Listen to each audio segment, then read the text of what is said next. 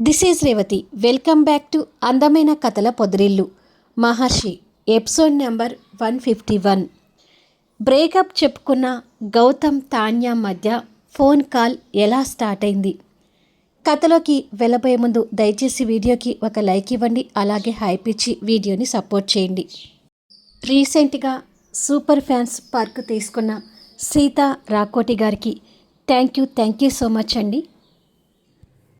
కాంతమ్మ సోఫాలో కూర్చొని పనిచేస్తూ అటూ ఇటూ తిరుగుతున్న సర్వెంట్స్ని చూస్తూ, ఈ అవంతికి ఏం జాతకం పట్టింది? రోజు నాతో తిట్లు తింటూ బండడి చాకరీ చేసే అవంతి ఇక్కడ మహారాణిలా బతుకుతుంది. తన మొగుడు తనని కాలు కింద పెట్టనివ్వకుండా చూసుకుంటున్నాడు. నా కూతురేమో ఈ అవంతి కోసం కోటీశ్వడైన కాబోయే అల్లుణ్ణి వదిలేసి వచ్చి ఏడుస్తూ కూర్చుంది అని గొనుక్కుంటూ కూర్చొని ఉండగా, భోజనం చేశారా పిన్ని అంటూ అవంతి అక్కడికి వస్తుంది. నీ కడుపు నిండితే చాలే, మా ఆకలి గురించి నీకెందుకు అని నిష్ఠూరంగా మాట్లాడుతుంది. అదేంటి పిన్ని అలా మాట్లాడతావు అని అంటుంది అవంతి బాధపడుతూ. నా కూతురు బంగారం లాంటి జీవితాన్ని మింగేసి ఏమీ ఎరగనట్టు మాట్లాడేది నువ్వు. అది రాత్రులు కూడా నిద్రపోకుండా అదే ఆలోచనతో ఉంటుంది. బంగారం లాంటి మొగుడు, కోట లాంటి ఇంట్లో రాజభోగాలు అనుభవిస్తున్న నీకు నా కూతురు బాధ ఏం అర్థమవుతుందిలే. నీకోసం నా కూతురు ఆ కోటీశ్వడైన కాబోయే మొగుడిని వదిలేసి వచ్చింది. నువ్వేమో నా కూతురు కోసం ఏమీ చేయలేక అసమర్థురాలాగా ఉండిపోయావు అని దెప్పి పొడుస్తున్నట్టుగా మాట్లాడి కాంతమ్మ వెళ్ళిపోతుంది. కాంతమ్మ మాటలకి అవంతికి కన్నీళ్ళు తిరుగుతుంటాయి. పాపం, ఈ కాంతమ్మ వచ్చిన దగ్గర నుంచి మన అవంతి మేడంకి మనశ్శాంతి ఉండటం లేదు. మహర్షి సార్ ఆఫీస్కి వెళ్ళిన సమయం చూసి ఈ కాంతమ్మ ఏదో రకంగా మన మేడంని బాధ పెడుతూనే ఉంది అని అనుకుంటారు ఆ ఇద్దరు సర్వెంట్స్. అవంతి కన్నీళ్లు పెట్టుకుంటూ లోపలికొచ్చి ఫోన్ తీసుకొని గౌతమ్కి ఫోన్ చేస్తుంటుంది. రూమ్లో ఒంటరిగా కూర్చొని ఆలోచనతో ఉన్న గౌతమ్ అవంతి నుంచి కాల్ రావడం చూసి కాస్త ముక్తసరిగానే కాల్ లిఫ్ట్ చేసి హలో అంటాడు. నీతో మాట్లాడాలనుకుంటున్నాను గౌతమ్, బయట ఎక్కడైనా కలుద్దామా అని అడుగుతుంది అవంతి. దేని గురించి అని అడుగుతాడు గౌతమ్. దేని గురించో నీకు తెలీదా గౌతమ్ అని అంటుంది. మా ప్రేమ గురించి మాట్లాడాలనుకుంటే నిన్ను కలవాల్సిన అవసరం నాకు లేదు అవంతి. నీకు అప్పుడు చెప్పాను, ఇప్పుడు చెప్తున్నాను. నిజంగా నేను నీ చెల్లెలు కలవాలని ఉంటే నువ్వు మహర్షి నుంచి విడిపోయి మమ్మల్ని కలుపు అంటాడు గౌతమ్. అంత అన్యాయంగా మాట్లాడుకు గౌతమ్. నా ప్రాణాలు పోయినా నేను మహర్షి గారిని వదిలిపెట్టలేను అని అవంతి కన్నీళ్ళు పెట్టుకుంటూ మాట్లాడుతూ ఉండగా, సడన్గా తాన్య అక్కడికి వచ్చి కోపంగా అక్క దగ్గర నుంచి ఫోన్ గుంజుకొని గౌతమ్ మాటలు వింటూ ఉంటుంది. అది చూసి అవంతి కంగారు పడుతుంటుంది. అవంతి అనుకొని గౌతమ్ మాట్లాడుతూ, నువ్వు నా శత్రువుకి మొగుడివి కాకముందే నా ప్రాణ స్నేహితురాలివి అవంతి. నా శత్రువు నిన్ను పెళ్లి చేసుకున్నాడు అనే విషయాన్ని తెలిసిన దగ్గర నుంచి నేను అసలు భరించలేకపోతున్నాను. నేను నీకు ఏది చెప్పినా నీ మంచి కోసమే చెప్తానని నీకు తెలుసు కదా. దయచేసి ఆ దుర్మార్గుని వదిలేసి బయటికి వచ్చే అవంతి అని అంటూ ఉండగా, మిస్టర్ గౌతమ్ అంటూ తాన్య వాయిస్ కోపంగా వినిపిస్తుంది. అవంతికి బదులు తాన్య వాయిస్ వినిపించేసరికి గౌతమ్ ఆశ్చర్యపోతాడు. మా బావగారిని పట్టుకొని తప్పుగా మాట్లాడితే నేను అసలు సహించనని చెప్పాను. సో నోరుని అదుపులో పెట్టుకొని మాట్లాడితే మంచిది అని కోపంగా హెచ్చరిస్తుంది. తాన్య మాటలు వింటూ అవంతి కన్నీళ్ళు పెడుతుంటే, నేను మీ అక్కతో మాట్లాడుతుంటే మధ్యలో నువ్వెందుకు వచ్చావు అని గౌతమ్ కూడా కోపంగా మాట్లాడతాడు. మా అక్కని బావని విడదీయాలని ఉద్దేశంతో ఉన్నావు కాబట్టే నువ్వు ఏం మాట్లాడతావో ఊహించే ఫోన్ తీసుకున్నాను. నా ఊహ నిజమే అయ్యింది. మా బావగారిని పట్టుకొని నీ ఇష్టానికి వచ్చినట్టుగా మాట్లాడుతున్నావు అని అంటుంది. నేను ఇష్టం వచ్చినట్టుగా మాట్లాడడం కాదు, నువ్వే స్వార్థంగా ఆలోచిస్తున్నావు తాన్యా. నీ అక్క జీవితాన్ని నీ చేతులారా నువ్వే నాశనం చేశావంటే దాని వెనుక నీ దుర్బుద్ధి ఏంటో అర్థమవుతుంది అంటూ తిడతాడు. మా అక్క చెల్లెల మనసుల్ని అర్థం చేసుకునే మనస్తత్వం నీకు లేదని నాకు పూర్తిగా అర్థమైంది గౌతమ్. నువ్వొక్క చదువుకున్న మూర్ఖుడివి. ఇక ఇంతకంటే నీ గురించి నేనేమీ మాట్లాడలేను. గుడ్ బై అని చెప్పి తాన్య ఫోన్ పెట్టేస్తుంది. గౌతమ్ చిరాగ్గా ఫోన్ అవతలకి పడేసి అటువైపుగా చూడగానే వర్ష నిలబడి ఉంటుంది. తన కోసం నువ్వెందుకు బావా అంత చిరాకు పడుతున్నావు అని అడుగుతుంది వర్ష దగ్గరికొస్తూ. నన్ను కాసేపు ఒంటరిగా వదిలే వర్ష అంటాడు గౌతమ్. వెళ్తాను బావా, కానీ ఒక్క విషయం నాకు అర్థం కావడం లేదు అంటుంది వర్ష. ఏంటది అని అడుగుతాడు. ఈ తాన్య ప్రతిసారి మహర్షిని అంతగా వెనకేసుకుని వస్తుంటే నాకేదో అనుమానం కలుగుతుంది బావా. ఆ మహర్షి ఏమో ఆడవాళ్ళని చూస్తే వదిలిపెట్టడు, ఈ తాన్య ఏమో బావగారు అంటూ ఆయనేదో దేవుడిలాగా చూస్తుంది. దీన్ని బట్టి ఆ మహర్షికి ఈ తాన్యకి మధ్య ఫిజికల్ రిలేషన్ అని అనబోతుండగా వర్ష అంటూ గౌతమ్ వాయిస్ గట్టిగా వినిపిస్తుంది. ఆ బేస్ వాయిస్కి వర్ష ఉలిక్కిపడి భయంగా చూస్తుంటుంది. ఇంకొక్కసారి తాన్య గురించి పిచ్చి పిచ్చి వాగుడు వాగితే చంపేస్తాను, జాగ్రత్త అంటూ గట్టిగా అరుస్తాడు. తాన్యకి అంత సపోర్ట్గా మాట్లాడడం చూసి వర్ష భయపడుతుంటుంది.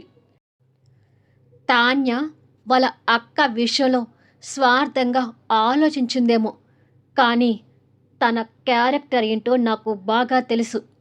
ప్రేమికుడైన నాతో తన లిమిట్స్ దాటకుండా ఉండేది. ఆ మహర్షి చెడ్డవాడు కావచ్చు, కానీ తాన్య నిప్పు. ఇంకొకసారి తన క్యారెక్టర్ గురించి నీ ఇష్టం వచ్చినట్టుగా మాట్లాడితే నాలుక కోసేస్తాను అని వర్షాన్ని చెడాపెడా తిడతాడు. వర్ష పైకి నవ్వు నటిస్తూ, అంటే బావా, తాన్య వాళ్ళ బావని అంతగా వెనకేసుకొస్తుంటే నాకేదో కొంచెం అనుమానం కలిగింది అని అంటుంది తడబాటుగా. అలా వెనకేసుకొని రావటానికి కారణం వాళ్ళ అక్క జీవితాంతం ఆ తిరుగుబోతు మొగుడిని పట్టుకొని ఊగులాడాలనే ఉద్దేశంతో. తాన్యాకి అవంతికి తండ్రి ఒక్కడేనా, తల్లులు వేరు కాబట్టి తాన్యాకి అవంతి మీద ఒక స్వార్థం అనేది ఏర్పడి తన జీవితాన్ని బలి చేయాలని చూసిందే తప్ప తాన్య క్యారెక్టర్ చెడ్డది అంటే మాత్రం నేను నమ్మను. ఇంకొకసారి తాన్య గురించి అలా మాట్లాడి నా కోపానికి బలి కాకు, వెళ్ళిక్కడి నుంచి అని కసిరిస్తాడు. సరే బాబా అని చెప్పి వర్ష కంగారుగా వెళ్తుంది. ఛ, ఏదేదో మాట్లాడి నా మూడ్ని ఇంకా అప్సెట్ చేసింది అని గౌతమ్ ఇంకా చిరాకు పడుతుంటాడు. జరిగిన విషయం వర్ష దామోదర్కి చెప్తుంది. ఆ గౌతమ్ తాన్య విడిపోయినా కూడా తాన్యని అలా వెనకేసుకొస్తుంటే భరించలేకపోయాను నానా. ఏమైనా కానివ్వు నానా, బావ నాకు కావాలి, బావకి నాకు పెళ్లి జరగాలి. అత్తయ్య మామయ్య వాళ్ళు రాగానే మా పెళ్లి జరిపించే ఏర్పాట్లు చేయి నానా అంటుంది వర్ష. ఇక నువ్వు టెన్షన్ పడాల్సిన అవసరం లేదు వర్ష. ఆ తాన్య మహర్షికి మరదలు అంటే అసలు గౌతమ్ కంటే ఎక్కువ రాజశేఖర్ సుచరిత ఒప్పుకోరు. మీ బావతో నీ పెళ్లి ఫిక్స్, అదే నమ్మకంతో ఉండు అని కూతురికి ధైర్యం చెప్తాడు. వాళ్ళ మాటలు వింటూ శాంతి అక్కడికి వస్తుంది. ఒక అమ్మాయి జీవితాన్ని నాశనం చేస్తూ మీ కూతురు జీవితాన్ని బాగు చేయాలనుకోవటం పెద్ద స్వార్థం అండి. గౌతమ్ తాన్య విడిపోయినందుకు పెద్దవారిగా నచ్చ చెప్పి వాళ్ళని కలిపే ప్రయత్నం చేయాలి, కానీ వాళ్ళని దూరం చేస్తూ వర్షాన్ని గౌతమ్ని కలపాలనుకోవడం తప్పు. వర్ష అంటే ఇష్టపడిన గౌతమ్కిచ్చి పెళ్లి చేసి తన గొంతు కోయాలని చూడకండి అని అంటుంది. ఏంటే నువ్వు పెద్ద సూక్తులు చెప్తున్నావు అంటూ భార్య మీద విరుచుకు పడతారు దామోదర్. అవునమ్మా, మా విషయంలో నువ్వు అసలు అడ్డు రాకు. నాకు బావ అంటే ఇష్టం. నేను బావని పెళ్లి చేసుకుని తీరాల్సిందే అంటుంది వర్ష. మీ బావ నిన్ను ఇష్టపడలేదు కదా వర్ష అంటుంది శాంతి. బావకి నాతో పెళ్ళయి ఆ తాన్యాకి పూర్తిగా దూరమైతే బావ చచ్చినట్టు నన్ను ఇష్టపడతాడమ్మా. నా జీవితాన్ని నాశనం చేయాలనుకుంటుంది నాన్న కాదు, అసలు నువ్వే.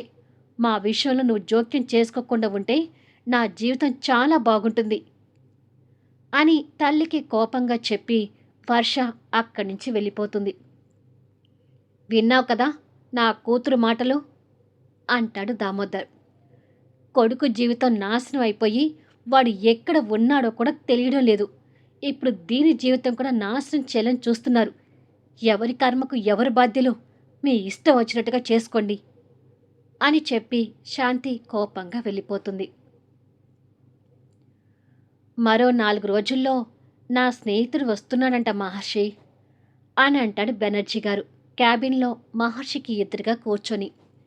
స్నేహితుడు కోలుకొని వస్తున్నాడు అనే సంతోషం బెనర్జీ గారి మొహంలో మహర్షి గమనించి విని మౌనంగా ఊరుకుంటాడు. గౌతమ్ తాన్య విడిపోయారనే విషయం ఇంకా రాజశేఖర్కి సుచరితకి తెలియలేదు. ఇక్కడికి వచ్చే వరకు తెలియనివ్వకూడదని గౌతమ్ ఆ విషయాలు దాచిపెట్టాడని తెలిసింది. తాన్య విషయంలో దాచిన నిజాలు రాజశేఖర్ ఎలా అర్థం చేసుకుంటాడో తెలీదు. మరి నువ్వు గౌతమ్ని తాన్యాని ఎలా కలపాలనుకుంటున్నావు మహర్షి అని అడుగుతాడు బెనర్జీ గారు. మీ స్నేహితుడు వస్తున్నాడు కదా, ఆయన నిర్ణయాలు ఎలా ఉంటాయో చూద్దాం. వారందరూ తీసుకునే నిర్ణయాలు బట్టి నా అడుగులు కూడా ఉంటాయి బెనర్జీ గారు అంటాడు మహర్షి. ఏమైనా కానివ్వు మహర్షి, గౌతమ్ తాన్య ఒక్కటి కావాలి. వాళ్ళని కలిపి మళ్ళీ విడగొట్టావనే పాపం నీకు ఉండకూడదు అంటాడు బెనర్జీ గారు. మహర్షి బాధగా ఆలోచిస్తూ ఉంటాడు. నాకు మాత్రం నా స్నేహితుడు కోలుకొని రావడం, మేము తాతలు కావడం చాలా సంతోషంగా ఉంది. కాకపోతే నా స్నేహితుడు నా మీద కూడా పీకల దాకా కోపంగా ఉన్నాడు. ఫోన్ చేసినా కూడా లిఫ్ట్ చేయడం లేదు అంటాడు బెనర్జీ గారు బాధపడుతూ.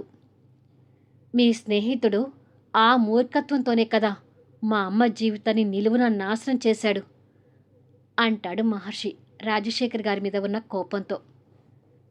ఇలా అంటున్నానని తప్పుగా అనుకోకు మహర్షి. నా స్నేహితుడు నువ్వు ఎదురు పడితే ఇంతకు ముందులా ఆవేశపడకుండా కాస్త నిదానంగా మాట్లాడు. ఎంతైనా వాడిప్పుడు ఒక గాజు బొమ్మతో సమానం. మళ్ళీ వాడికి ఏదైనా అయిందంటే ఇక వాడు కోలుకోవడం కష్టం అని స్నేహితుడి మీద అభిమానంతో చెప్తాడు. మీ స్నేహితుడితో నాకసలు మాట్లాడాల్సిన అవసరం లేదు బెనర్జీ గారు. అతనికి నేను ఎంత దూరంగా ఉంటే అంత మంచిదని నేను కూడా అనుకుంటున్నాను అంటాడు మహర్షి. మహర్షి రాజశేఖర్ మీద ఎంత కోపంగా ఉన్నాడో బెనర్జీకి అర్థమై బాధగా చూస్తుంటాడు. మిథున కిచెన్లో గట్టు మీద కూర్చొని క్యారెట్ తింటూ ఉంటే వెంకట్ వంట చేస్తుంటాడు. ఏంటి కన్నా ఇది, ఈ వంట నేను చేస్తాను కదా అంటుంది మిథున. నువ్వు నా బిడ్డని నా చేతిలో పెట్టే వరకు ఏ పనులు ముట్టుకోవడానికి వీల్లేదన్నాను కదా. నువ్వు అక్కడ కూర్చొని నాకు ముచ్చట్లు చెప్తుండు, నేను ఈ పని చిటికలో చేస్తాను అంటూ కూరగాయల ముక్కలు కట్ చేసి కడాయిలో వేస్తాడు. మిథున గట్టు దిక్కుతుంటే ఆగాగు నేను దింపుతాను కదా అంటూ తన నడుము పట్టుకొని నెమ్మదిగా కిందికి దింపుతాడు. అబ్బా కన్నా, నువ్వు మరీ టూ మచ్ చేస్తున్నావు. నాకేమీ నెలలు నిండలేదు ఇంత జాగ్రత్తలు తీసుకోవడానికి అని అంటుంది. నెలలు నిండకపోయినా నీ కడుపులో ఒక ప్రాణం పడింది కదా, అది చాలు నువ్వు జాగ్రత్తగా ఉండటానికి అంటూ తనకి ఇంకొక క్యారెట్ ఇస్తాడు. అబ్బా, ఏదో ఒకటి తినడానికి ఇస్తూనే ఉన్నావు. ఇంకా చాలు కన్నా అని అంటుంది. ఈ టైంలో నువ్వు క్యారెట్ తింటే చాలా మంచిది. ఇంకా డ్రై ఫ్రూట్స్, నట్స్ అన్నీ తెచ్చి రెడీగా పెట్టాను. ఏవి మిస్ కాకుండా తినాలి. అలాగే ఈరోజు సాయంత్రం నిన్ను చెకప్కి తీసుకెళ్తాను అంటాడు.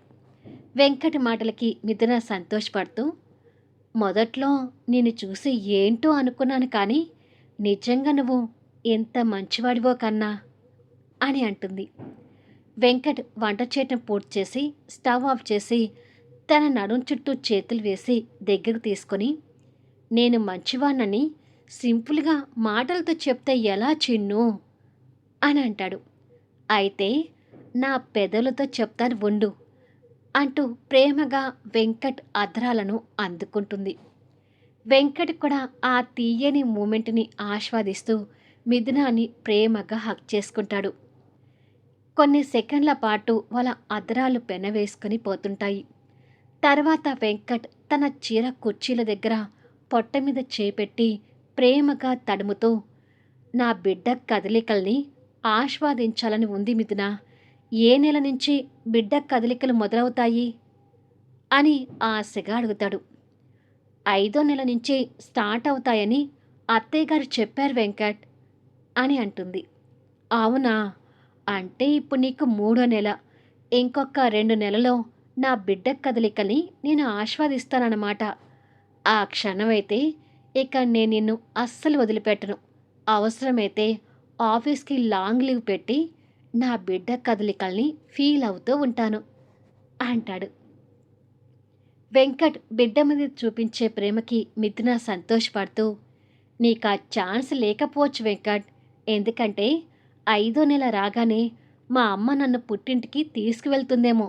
అక్కడికి వెళ్తే ఇక డెలివరీ అయ్యే వరకు నేను అక్కడే ఉంటాను కదా అని కావాలని అంటుంది.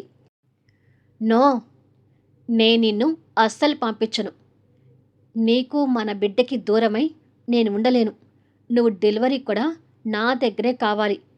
కావాలనుకుంటే మీ అమ్మ మీ నాన్న వచ్చి మన దగ్గర ఉండమను. అంతేకాని నాకు దూరంగా నువ్వు వెళ్ళటానికి వీల్లేదు అంటాడు కంగారు పడుతూ. వెంకట మొహంలో కనిపించిన కంగారు చూసి మిథున సంతోషంతో నవ్వుతూ, నేను కూడా నేను వదిలిపెట్టి ఉండలేను వెంకట్. నువ్వు వెళ్ళమని చెప్పినా నేను వెళ్ళను అని అంటుంది. అది నా చిన్ను అంటే అని ప్రేమగా తన బుగ్గ నొక్కి మోకాల మీద కూర్చొని తన పొట్ట మీద ముద్దు పెట్టి, బేబీ, ఈ డాడీని వదిలి నువ్వు ఎక్కడికి వెళ్ళొద్దు. నువ్వెప్పుడు ఈ డాడీకి దగ్గరగా ఉండాలి. అమ్మ బొజ్జుల్లో నువ్వు ఎప్పుడెప్పుడు కదులుతావా అని నేను ఇప్పటి నుంచే వెయిటింగ్ అని మాటలు చెప్తుంటే మిథున వెంకట్ తల మీద చేపెట్టి ప్రేమగా నిమురుతూ ఉంటుంది. ఆ రోజు నైట్ టైం 11 అవుతుంటే కాంతమ్మ నిద్రపోతుంటుంది. తాన్య మాత్రం అటూ ఇటూ తిరుగుతూ, అసలు మా బావగారిని ప్లే బాయ్ అని గౌతమ్ ఎందుకు అనుకుంటున్నాడు? మా అక్క జీవితం నాశనం అయిపోయినట్టుగా ఎందుకు బాధపడుతున్నాడు అనే ఆలోచనలో ఉంటుంది. అలా ఆలోచిస్తూనే రూమ్ నుండి బయటకొచ్చి బాల్కనీలో తిరుగుతూ ఉంటుంది. లోపల మహర్షి ఏదో ఫైల్ పట్టుకొని వర్క్ చేసుకుంటూ ఉంటే అవంతి మహర్షి ఒడిలో తలపెట్టుకొని ఆలోచిస్తూ పడుకుంటుంది. మహర్షి ఆ వర్క్ పూర్తి చేసి ఫైల్ క్లోజ్ చేసి, ఇక లేచి చక్కగా పడుకో సూర్యకాంతం అంటూ తనని లేపి పిల్లో మీదకి పడుకోబెట్టాడు. హమ్మయ్యా, ఇప్పటికైపోయిందా మీ వర్క్ అని అంటుంది. అది కొంచెం ముఖ్యమైన వర్క్ సూర్యకాంతం, అందుకే ఇప్పటి వరకు చేస్తూ కూర్చున్నాను అంటూ లైట్ ఆఫ్ చేసి పడుకొని తనని దగ్గరకు తీసుకుంటాడు. పోనీలే, ఇప్పటికైనా పూర్తి చేసి ఈ పెళ్ళాన్ని దగ్గరకు తీసుకున్నారు అంటుంది నవ్వుతూ. మహర్షి కూడా నవ్వుతూ, నిన్ను వెయిట్ చేయించినందుకు సారీ సూర్యకాంతం అంటూ తన పెదవులు అందుకుంటాడు. అలా తనతో కలవబోతుండగా పక్కన ఉన్న మహర్షి ఫోన్ రింగ్ అవుతుంటుంది. ఈ టైంలో ఎవరై ఉంటారు అని మహర్షి అనుకుంటూ ఉండగా ఆ ఫోన్ అవంతి చేతికి అందేటట్టుగా ఉండేసరికి అది తీసుకుని స్క్రీన్ చూస్తుంది. బ్రోకర్ సుధాకర్ కాలింగ్ అని వస్తుంటుంది. మాట్లాడండి అని చెప్పి మహర్షికి ఫోన్ ఇస్తుంది. మహర్షి ఆ నెంబర్ చూడగానే ఈ టైంలో ఫోన్ చేస్తున్నాడేంటి అని అనుమానపడుతూనే కాల్ లిఫ్ట్ చేసి హలో అంటాడు. ఒక మంచి ఫిగర్ వచ్చింది సార్, హోటల్ రూమ్కి పంపించమంటారా అని అడుగుతాడు సుధాకర్. అవంతిని వదిలి వెళ్ళటానికి మహర్షికి కష్టం అనిపిస్తూ తన వైపు చూస్తాడు. సుధాకర్ ఏం మాట్లాడి ఉంటాడో అవంతికి అర్థమై పర్వాలేదు వస్తానని చెప్పండి అని చిన్నగా చెప్తుంది. స్పీకర్ ఆఫ్ చేసి నేను చాలా ఇబ్బంది పెడుతున్నాను అవంతి అని అంటాడు. అదేమి లేదు మహర్షి గారు, అలాంటి అమ్మాయిల జీవితాన్ని సేవ్ చేయటం మనకు ముఖ్యం, వస్తానని అతనికి చెప్పండి అని అంటుంది. తనని బాధగా చూస్తూనే వస్తున్నాను సుధాకర్ అంటాడు. మళ్ళీ నెక్స్ట్ వీడియోలో కలుద్దాం. ఇప్పుడు మహర్షి బయటికి వెళ్ళడం తాన్యా చూస్తుందా? రాజశేఖర్, సుచరిత ఇండియా వస్తే కథలో ఎలాంటి పరిణామాలు చోటు చేసుకోబోతున్నాయి? మళ్ళీ నెక్స్ట్ వీడియోలో కలుద్దాం. కథ నచ్చితే లైక్ చేయండి, హైప్ ఇవ్వండి, మీ అమూల్యమైన కామెంట్స్ అందచేయండి. Thank you for listening.